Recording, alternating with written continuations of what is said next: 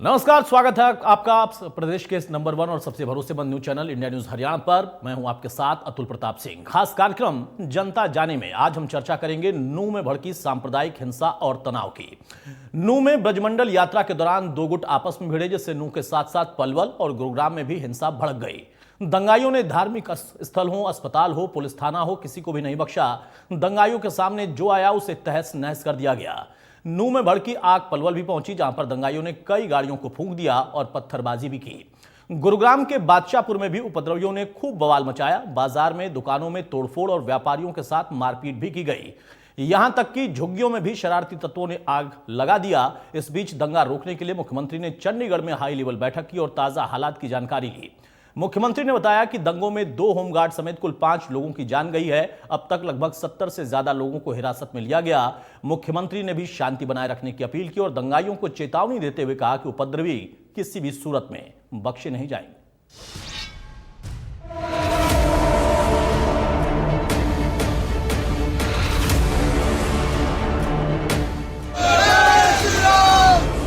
मेवात में हिंसा का तांडव, शोभा यात्रा पर पत्थरबाजी, उपद्रव और आगजनी।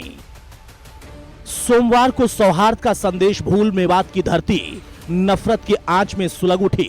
सांप्रदायिक ताकतों ने इस सौहार्द को आग लगाने का काम किया। पूरा मेवाती इलाका कुछ ही घंटों में नफरती लपटों की तपिश महसूस करने लगा। नल्हड़ की ये वो जगह है जहां से इस पूरी हिंसा की शुरुआत हुई थी। अगर हम बात करें, यहाँ से महज 500 मीटर की दूरी पर वो मंदिर है। इस पहाड़ी से पहले जो है, क्योंकि पहाड़ी की तलहटी पर वो मंदिर बना हुआ था, जहाँ से कल तमाम लोग एकत्रित हुए थे। एकत्रित होकर के ये शोभा यात्रा के माध्यम से चले थे और यहाँ पर आकर के ये आगजनी हुई थी। सबसे पहले आपको इस पूरे रोड की तस्वीर दिखाना चाहेंगे, कैमरामैन चाहेंगे कि पूरे रोड की तस्वीर दिखाएं कि जहाँ तक नजर जाएगी तमाम जो रोड है वहाँ पर आपको जले हुए के निशान आपको नजर आएंगे। ये आपको दिखाना चाहेंगे किस तरीके से अभी यहाँ से गाड़ियों को तमाम हटा दिया गया है। तमाम गाड़ियों में किस तरीके से आग लगाई गई थी आप देख सकते हैं। ये बजरंग दल और विश्व हिंदू परिषद के ये झंडे, जो पटके पहने हुए जो लोग थे, वो यहाँ से अगर बात करें तो वाहनों से जा रहे थे और तमाम वाहनों में यहाँ पर आग लगा दी गई थी। यहाँ पर जो है, हालांकि प्रत्यक्षदर्शियों का कहना है कि यहाँ पर जिस तरीके से बात करें तो लोग जो है पहाड़ों के ऊपर से भी फायरिंग की जा रही थी 1-1 किलोमीटर दूरी से। हालांकि ऐसे किसी आम देसी जो कट्टे हैं उनसे इस तरीके की इतनी दूर की मार नहीं होती, लेकिन उनका कहना है कि इतनी दूर से थी तो कहीं ना कहीं आधुनिक हथियार उनके पास थे। मेवात में हिंसा की आग किसने लगाई? सौहार्द की जमीन पर पत्थरबाजी का खेल किसने खेला? इस पूरे उपद्रव के स्क्रिप्ट किसने तैयार की? ये वो तमाम सवाल हैं जो प्रशासन के सामने हैं। लेकिन नूंह में हुआ क्या था, पहले वो समझिए। हिंदू संगठनों ने ब्रजमंडल यात्रा निकाली। शिव मंदिर के सामने से यात्रा निकल रही थी। मंदिर के पास से ही यात्रा पर पथराव होने लगा। यात्रा में बजरंग दल के कई कार्यकर्ता पहुंचे थे। मोनू मानेसर ने लोगों से पहुंचने की अपील की थी। मोनू ने भी यात्रा में शामिल होने का दावा किया था। आरोपी मोनू मानेसर यात्रा में नहीं पहुंचा। मोनू मानेसर नासिर जुनैद हत्याकांड में वांटेड है। बिट्टू बजरंगी के शामिल होने पर तनाव बढ़ा। दूसरे पक्ष ने जमकर बवाल काटा, पथराव किया। घटना के बाद फायरिंग और आगजनी शुरू हो गई। घटना में 2 होमगार्ड समेत 3 लोगों की मौत हुई। कई पुलिसकर्मी और लोग घटना में घायल हुए। नूंह समेत 4 जिलों में धारा 144 लागू कर दी गई। इंटरनेट सेवाएं 3 दिन के लिए सस्पेंड की गईं। नल्हड़ का वो मंदिर है जहां से शुरुआत हुई थी इस शोभा यात्रा की। अगर बात करें तो यहाँ पर इस शोभा यात्रा की शुरुआत हुई थी और यहाँ से महज 1 किलोमीटर बाद ही ये हमला जो है वो हुआ था, जहां गाड़ियों को जलाया गया था। और आरोप ये भी है कि इन्हीं पहाड़ों से जो है आसपास से लोग आए थे, इलाकों से आए थे, जिन्होंने आकर के इन पर फायरिंग भी करी शोभा यात्रा में शामिल लोगों पर। और हमारे साथ में मंदिर के पुजारी हमारे साथ में हैं। कल लगभग कितने लोग थे यहाँ पर इस शोभा यात्रा में और कितने बजे करीब ये पूरा मामला हुआ था? देखिए, वैसे तो अपना श्रद्धालु सुबह से लगे हुए थे, लेकिन माहौल जब बिगड़ा तब मंदिर के अंदर 2,500-3,000 लोग थे जी। 2,500 लोग यहाँ पर थे जब ये पूरा हमला हुआ। जिस तरीके से यहाँ पर गोलियां चली थी उसके बाद कुछ लोग यहाँ पर आए थे बचने के लिए, किस तरीके से यहाँ पर रहे, कब तक रहे, कैसे निकला? देखिए मंदिर के अंदर तो सब सेफ ही थे जी, कोई परेशानी वाली बात नहीं थी। जो भी माहौल बिगड़ा हुआ था वो मंदिर के बाहर था। नूह में हालात को प्रशासन कंट्रोल में लेकर आता। इससे पहले ही हिंसा की आंच पलवल, गुरुग्राम समेत आसपास के इलाकों में पहुंच गई। धीरे धीरे हरियाणा के दूसरे हिस्से इस आग की चपेट में आ गए। मामले को लेकर सरकार एक्शन में आई। गृह मंत्री ने केंद्र से एक्स्ट्रा फोर्स की मांग करते हुए लोगों से शांति बनाए रखने की अपील की। ये अचानक भड़की हुई हिंसा तो नहीं है, और जहां तक मैं जानता हूं कि नूह में दोनों कम्युनिटियां लंबे समय से आपस में प्यार के साथ रहती हैं, उनका आपस में द्वेष भी नहीं। ये तो किसी ने जहर घोला है, किसी ने इंजीनियरिंग की है, किसी ने मास्टरमाइंड किया है। जिस तरफ एंट्री पे भी पत्थर रखे हुए हैं, छतों पर भी पत्थर रखे हुए हैं, हथियार भी हैं, गोलियां भी हैं, एकदम तो सामने आते नहीं हैं। और ये यात्रा कोई ऐसा नहीं है पहली बार निकली है, हर साल यात्रा निकलती है। यात्रा के साथ हर साल जितनी फोर्स होती है उतनी हमने आज भी दे रखी थी। तो मैं किसी जल्दी नतीजे पर नहीं पहुंचना चाहता हूं। हम गहराई के साथ जांच करेंगे, तथ्यों सहित जांच करेंगे, और एक एक उस व्यक्ति को जिसने प्रदेश की और देश की शांति को भंग करने का षड्यंत्र किया है, हम उसके खिलाफ कार्रवाई करेंगे। नूह में हालात को सामान्य बनाने की दिशा में प्रशासन भी एक्शन में आया। सुरक्षा बलों की टुकड़ियां तैनात की गईं, इलाके में कर्फ्यू लगाया गया। प्रशासन के मुताबिक हालात सामान्य है। घटना है वो बहुत ही दुर्भाग्यपूर्ण घटना है, जो कि दो समुदायों के बीच में टकराव की घटना हुई है। अभी इस स्थिति नूह जिले में पूरी तरह से नियंत्रण के अंदर है, और जो भी इसमें दोषी पाए जाते हैं उनके खिलाफ कानूनी प्रक्रिया अमल में लाई जा रही है। कुछ लोगों को गिरफ्त में लिया गया है, और आगे भी जो भी वीडियो के बेसिस पे सबको आइडेंटिफाई करके गिरफ्तार किया जाएगा। आज माननीय उपायुक्त महोदय के आदेशानुसार जिले में पूरे में इंटरनेट सेवा भी बंद की गई है, जिससे कि कोई भी वंचित तत्व इसमें अफवाहें ना फैला सके।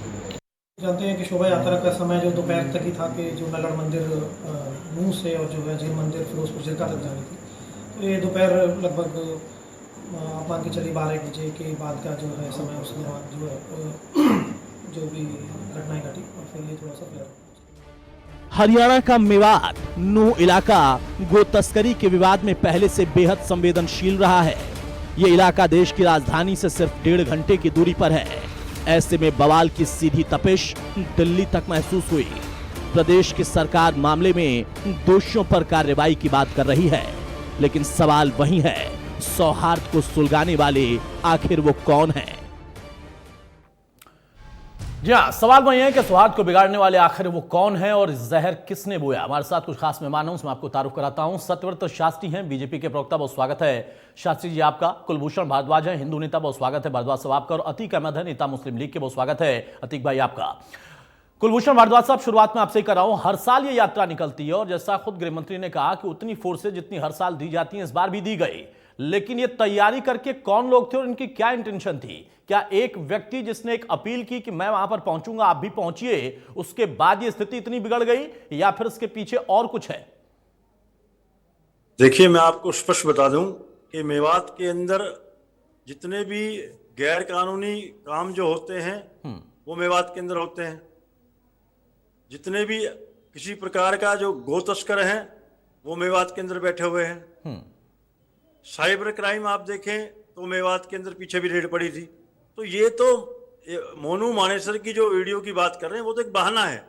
सही मायने में इन लोगों को दिक्कत इस बात की थी, इन पर कानून का शिकंजा कसा जा रहा था और उससे तिलमिलाए बैठे थे। हर वर्ष बड़ी शांति के साथ यात्रा निकलती है, और कल की जो यात्रा थी वो भी बड़े शांतिपूर्ण तरीके से जा रही थी। किसी को कुछ प्रकार का कोई भी, क्योंकि माननीय जो संगठन मंत्री है हमारे माननीय सुरेंद्र जैन जी, उन्होंने कहा था कि भारत माता के जय घोष लगने चाहिए, और उसी जय घोष के साथ यात्रा निकल रही थी। लेकिन योजनाबद्ध तरीके से इन लोगों ने, जैसे गोधरा कांड हुआ, गोधरा के अंदर भी इसी प्रकार इन्होंने राम भक्त जो ट्रेन में जा रहे थे उन पर पेट्रोल डालकर उसमें आग लगाई थी। इसी प्रकार इन्होंने यात्रा के अंदर योजनाबद्ध तरीके से, छतों पर पत्थर कहां से आ गया आप बताइए, पहले से पत्थर लगा रखे थे छतों के ऊपर, गोलियां चलाई इन्होंने अवैध हथियारों के साथ, वहां पर गाड़ियों में इन्होंने आग लगा दी, तो ये तो इस बात का प्रमाण है। अब अवैध खनन के अंदर इन्होंने डीएसपी साहब की हत्या कर दी। तो मेरा कहने का तात्पर्य ये है कि जितने भी लोग यहाँ पर मेवात के अंदर जो है छिपे बैठे हैं, ये इस प्रकार की घटना को अंजाम देकर ये बता देना चाहते हैं कि हम किसी कानून को नहीं मानते हैं और हम किसी प्रकार से भी किसी कोई धार्मिक संगठन अगर अपनी यात्रा को लेकर चलता है तो उसके अंदर व्यवधान पैदा करने का काम करते हैं। हजारों की संख्या के अंदर माताएं बहनें कार्यक्रम के अंदर थी, यात्रा के अंदर थी, इन्होंने उन तक को नहीं बख्शा। तो ये इस प्रकार का जो, मैं तो इसको आतंकी घटना कहूंगा, ये योजनाबद्ध तरीके से आतंकी घटना है। इन्होंने सरेआम गोलियां चलाई है, पुलिस को भी नहीं बख्शा है। 2 साथी होमगार्ड के शहीद हो गए हैं और अन्य लोग वहां पर जो क्षति हुई है। तो इस पर मैं चाहता हूं कि तुरंत प्रभाव से जो भी ये षड्यंत्रकारी हैं उन पर कार्रवाई हो। और मैं साथ साथ आपको एक बात से और अवगत करा देना चाहता हूं कि यहां पर हरियाणा में विशेष तौर पर हिंदुओं के ऊपर ही मुकदमे दर्ज होते हैं। चाहे गुरुग्राम में खुले में नमाज का मामला हो, हिंदुओं पर मुकदमा दर्ज, हिंदुओं की गिरफ्तारी। चाहे भगवान श्री राम की शोभा यात्रा निकालने की बात हो, गुरुग्राम में हम शोभा यात्रा निकालते हैं शांतिपूर्ण तरीके से, हिंदुओं पर एफआईआर दर्ज, हिंदुओं की गिरफ्तारी। और तीसरा प्रकरण आपने देखा होगा सोनीपत के अंदर, आप देख लीजिए।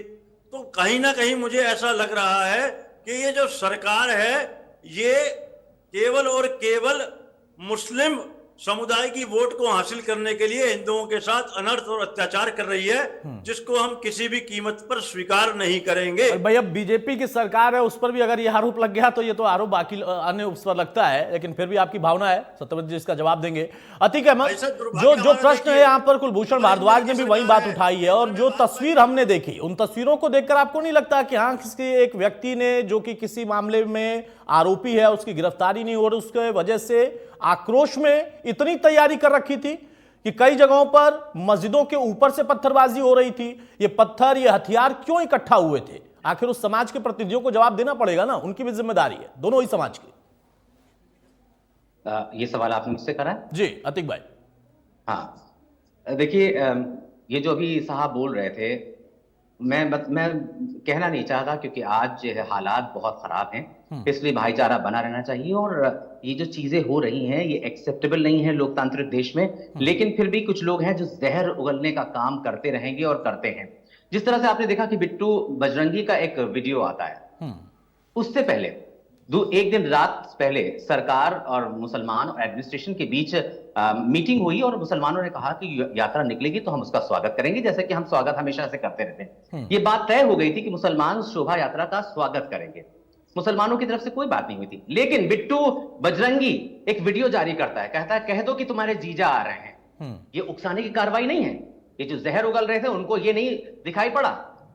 मोनू मानेसर जो अपराधी है, पुलिस उसको पकड़ नहीं पा रही, वो वीडियो पे वीडियो डाल रहा है, कह रहा है कि अब जुबान दे दी है तो आना ही पड़ेगा, और कह रहे हैं वो आया नहीं, वो आया था, उसने फोटोग्राफ डाली थी, बाद में उसने वो फोटोग्राफ डिलीट कर दिए हैं। डरपोक हैं वो लोग, अपराधी हैं वो लोग, और आप मुसलमानों पे ये बैठ के यहां पर जो है इल्जाम लगा रहे हैं। आप देखिए, एक राष्ट्रीय चैनल का कैमरा बंद कराया है उन दगाइयों ने जो भगवा पट्टा डाल कर आए थे, उन्होंने उसका कैमरा बंद करवाया कि आप बंद करिए, और गोलियां फायर कर रहे थे। हिंदुस्तान में किसको तलवार लेकर चलने की इजाजत है? आप बता दीजिए, क्या इजाजत है? क्या मुसलमान तलवार लेकर चल सकता है? क्या सिख ले सकते? सिखों का तो निशान है, क्या ईसाई चल सकते हैं? नहीं चल सकते। आप एक भारत सरकार ने एक नियम बना रखा है कि इतने इंच का चाकू आप ले सकते हैं, लेकिन तलवारें लेके नहीं चल सकते। शोभा यात्रा में तलवारें क्या कर रही थी? अलाउ है क्या? अलाउ है क्या तलवारें लेके चलना? आप बताएंगे अलाउ है नहीं है? शोभा यात्रा के अंदर हमारे शस्त्र देवी देवताओं के जो है उसको लेकर नहीं अलाउ है। भारत के संविधान कानून व्यवस्था बिल्कुल भी अलाउ नहीं है। बिल्कुल जहर उगलने का काम मत करिए। बिल्कुल आप बताइए, आप अपने जो आपके मुस्लिम समाज के जो कानून बने हैं उसके हिसाब से मानते हैं? आपके क्या कहता है आपका मुस्लिम समाज? क्या कहता है आपकी कुरान? कि अगर चोरी करते हो तो हाथ काट दो। क्या आप हाथ काटते हो अपने उसके अंदर? आप हमें पाठ ना पढ़ाइए। बात कर रहे हैं, कैसी बात कर रहे हो? ये नियम कानून है क्या? भारत के कानून को आप नहीं मानेंगे? भारत बिल्कुल भी, अगर किसी एडमिनिस्ट्रेशन ने आपको इजाजत दी है तो गलत इजाजत दी है आपको। वो कोई भी एडमिनिस्ट्रेशन आपको तलवार लेके चलने की इजाजत नहीं दे सकता, हथियार लेके चल नहीं सकते। आप मुस्लिम समाज के लोग वीडियो के माध्यम से इकट्ठे हो रहे हैं। अच्छा, एक मिनट कुलभूषण जी और अतीक भाई, अब संविधान में क्या लिखा है और किसको क्या इजाजत मिली है? इजाजत तो मुहर्रम में आप लोग भी अपने आप को चोटिल करते हुए लेकर कर जाते हैं, खून से लहूलुहान होकर जाते हैं और ये कहते हैं कि नहीं, हमारे लिए एक ये व्यवस्था दी गई है अपने आप को साबित करने के लिए, पश्चाताप करने के लिए। तो वो भी आपके धर्म का मामला है और यहां पर देवी देवताओं की पूजा होती है, कोई उस हथियार का इस्तेमाल आपके खिलाफ नहीं था। मेरा प्रश्न ये है, एक मिनट कुलभूषण जी, कुलभूषण भारद्वाज एक मिनट। अतीक भाई, मेरा प्रश्न ये है, उसके बाद में शास्त्री साहब के पास जाऊंगा कि अगर आप कहते हैं कि जहर उगला गया, तो क्या एक व्यक्ति या दो व्यक्तियों के जहर उगलने से उन तमाम इबादत करने वाले लोगों का ईमान डोल गया? क्या उन लोगों को नहीं पता था, जिन लोगों ने कहा था कि हाँ शोभा यात्रा आए और शोभा यात्रा का हम स्वागत करेंगे? वो तस्वीर भी तो हो सकती थी ना। जब आपने खुद ही कहा था कि शोभा यात्रा आए और हम स्वागत करेंगे, तो आप स्वागत करके मिसाल पैदा करते। हिंदुस्तान की एकता को खंडित नहीं होने देंगे, संविधान से चलना होगा तुम्हें भी। ये संविधान के तहत हुआ है, ये संविधान के तहत हुआ है। एक minute Kulbhushan Bharadwaj please sir, Kulbhushan Bharadwaj please sir, ऐसे नहीं। अतीक अहमद, ये जो हुआ है संविधान के हिसाब से हुआ है। वही तो मैं कह रहा हूं, क्या कह रहे हैं? आरएसएस के लोग, बजरंग दल के भाई, लोग, अगर आपने खुद कहा कि आपके समाज के लोगों ने ही कहा था कि शोभा यात्रा आएगी, शोभा यात्रा पहली बार नहीं गई थी, शोभा यात्रा इसके पहले भी आई थी, आपने तब भी स्वागत करने के लिए कहा था। आपको शस्त्र से आपत्ति नहीं थी, आपको वीडियो से आपत्ति थी। आप वीडियो की शिकायत करते, पुलिस को कहते कि भाई आपकी जिम्मेदारी है, हम तो स्वागत करने को तैयार हैं, लेकिन आपने तो स्वागत किया पत्थर से, हथियार से। पुलिस ने अभी तक ये कौन सा स्वागत हुआ भाई? और संविधान में ये स्वागत के बारे में कहां लिखा है, किस चैप्टर में लिखा है, किस पन्ने पर लिखा है, कौन से शब्द में लिखा है, जरा मुझे बता दीजिएगा। सतरथ जी, अब यहाँ पर प्रश्न है कि फेल्योर तो माना जाएगा पुलिस का। आप कहते हैं कि हमने उतना फोर्स दिया था, लेकिन उसके पहले इनपुट तो थे ना कि हाँ वहां पर मामला बिगड़ सकता है। अब आप कह रहे हैं कि जहर बोया गया, किसने बोया था ये जहर? शास्त्री साहब, सिर्फ शास्त्री साहब की आवाज जाएगी। हो गया, दोनों लोग शांत हो जाइए। शास्त्री जी, देखिए, ये जो चर्चा हो रही है, इस चर्चा का पहला डिबेट में भी एक चैनल में मैं था, और उस पहले डिबेट के अंदर मैंने कहा था, और आज उसको दोहरा रहा हूं और इसके प्रश्न का उत्तर पूछूंगा मौलवी जी से। अतीक जी, आप ये बताइए कि जब स्वागत की तैयारी थी तो पत्थर कहां पहुंचे? स्वागत की तैयारी थी तो बाहर से लोग इस योजना से पेट्रोल पंप कहां से ले आए? या यही स्वागत की आपकी परिभाषा है? तो फिर ये बाकी लोग जब आपका स्वागत देश भर में करेंगे तो आपको ऐतराज नहीं होना चाहिए, क्योंकि स्वागत की परिभाषा आपने तय कर दी है, आतंकियों ने तय कर दी कि स्वागत हम कैसे करेंगे। और जब जिस समय यात्रा निकली और यात्रा के चलते समय तक कहीं भी कोई ऐसा फुटेज नहीं है कि यात्रा के अंदर शामिल लोगों ने कोई भाषण दिया हो, कोई नई जगह जाने की तैयारी हो, कोई नया उपद्रव करने की तैयारी हो। रूटीन वर्क प्रतिवर्ष जो होता था, केवल वही कार्यक्रम हो रहा था। ऐसे में जब आप स्वागत की बात करते हैं तो 2 बजे से लेकर 7 बजे तक जो नंगा नाच चला दंगइयों का, आपके स्वागत कर्मी कहां थे? और इतनी ही देर के अंदर पत्थर, पेट्रोल पंप और डीजल बम और कहां थे कि तमंचे और पहाड़ी पर घेराबंदी, ये कैसे हो गई? आपके पास ये बात है कि पहली उकसाने की कार्रवाई कहां से हुई? ये समझ लीजिए कि प्रशासन की भी मैं इसमें ढिलाई मानता हूं, और आप लोगों की जो तैयारी थी, उस तैयारी की रिपोर्ट्स जो आ रही है या जो आएंगी, उसके अंदर ये साबित होगा कि ये एक सुनियोजित षड्यंत्र था, और आप जैसे बुगले भगत इसके अंदर शामिल थे, जो चेहरे पर कुछ और है और पर्दे के पीछे कुछ और है। इस हिंदू और मुसलमान, अरे सुनिए, हिंदू और मुसलमानों का सौहार्दपूर्ण कोई घटना मेवात में इस प्रकार की नहीं होती। अपराधी चाहे आप यहाँ कितने रखते होंगे, लेकिन हरियाणा के किसी व्यक्ति ने कभी ये आरोप नहीं लगाया, ये कार्रवाई नहीं की कि चलो दंगइयों पर चलो, अपराधियों पर और चलो। इस प्रकार के कितने अपराधी आप मोनू मानेसर को मैं कोई पाक साफ नहीं मानता, और मैं ये भी नहीं मानता कि वो कौन है और किसका, उससे इस यात्रा का कोई लेना देना नहीं। बिट्टू कौन है इसका कोई लेना देना नहीं, और यदि लेना देना था और वो व्यक्ति स्पष्ट है, उसका वीडियो स्पष्ट है जैसा आप कह रहे हैं, तो ये बाकी लोगों पर, निरीह बच्चों के ऊपर, महिलाओं के ऊपर ये पत्थरबाजी करना क्या इस्लाम में उचित है? सतविंद्र शास्त्री जी, ठीक है, मैंने आपका आ गया, सुनिए मेरी बात, इसका उत्तर इसका देना है।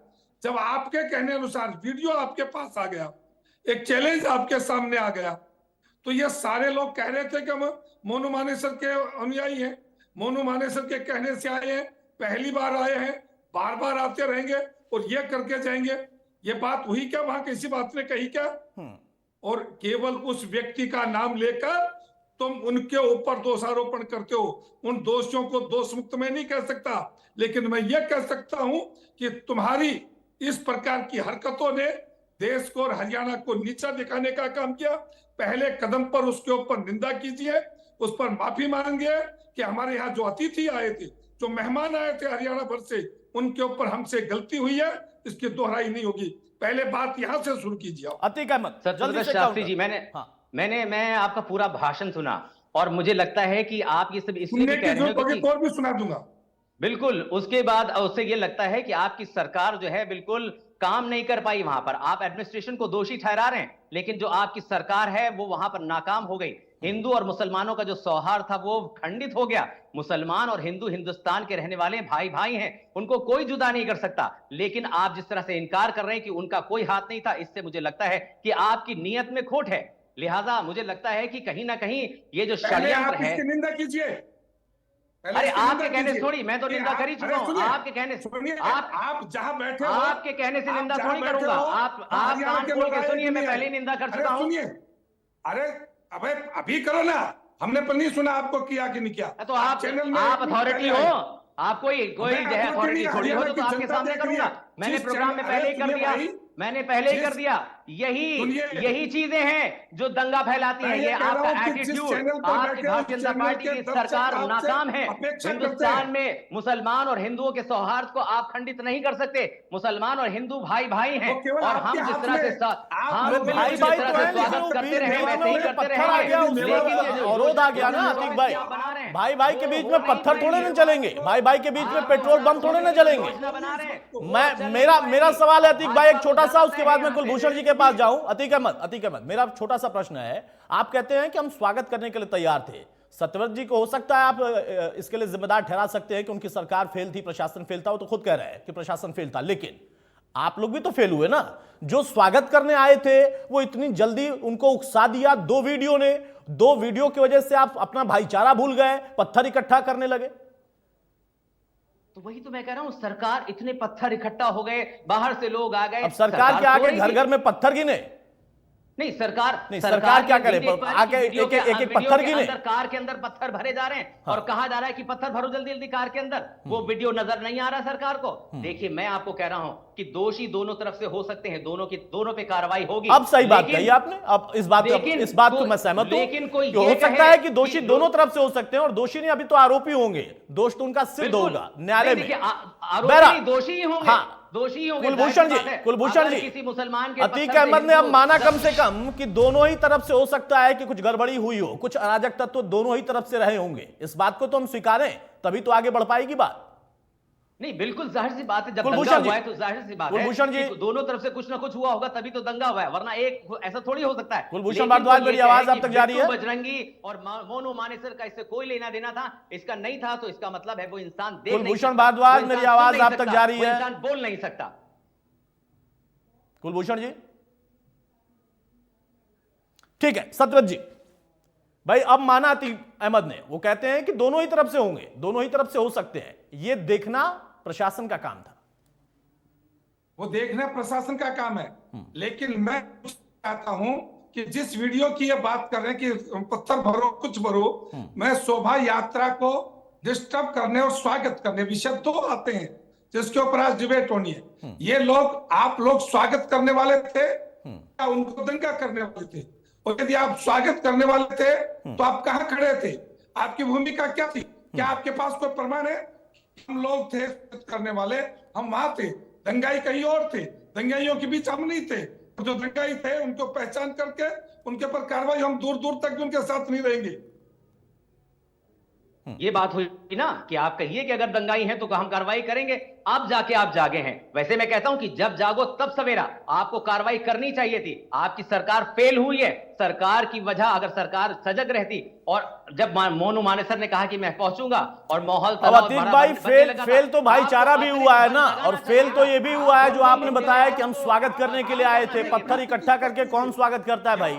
ऐसा नहीं होता है। और आप हथियार लेकर निकले और कहें कि हम तो अपनी शहादत दे रहे हैं या फिर हम तो अपना एक त्याग देते हैं, ये हमारे धर्म में लिखा हुआ है। एक शोभा यात्रा में अगर कोई हथियार हो और आप स्वागत करने को तैयार भी हो और फिर भी पत्थर से स्वागत करें तो थोड़ा सा समझ से परे है। हालांकि एक बात बिल्कुल सही है और जो शास्त्री जी ने माना भी है कि प्रशासनिक फेल्योर इसमें जरूर है, और अब उसकी जब पड़ताल होगी तो उसको भी जांचा परखा जाएगा कि वो आखिर उसकी वजह क्या रही है। बहुत शुक्रिया शास्त्री जी आपका, भारद्वाज साहब आपका और अतीक अहमद साहब आपका।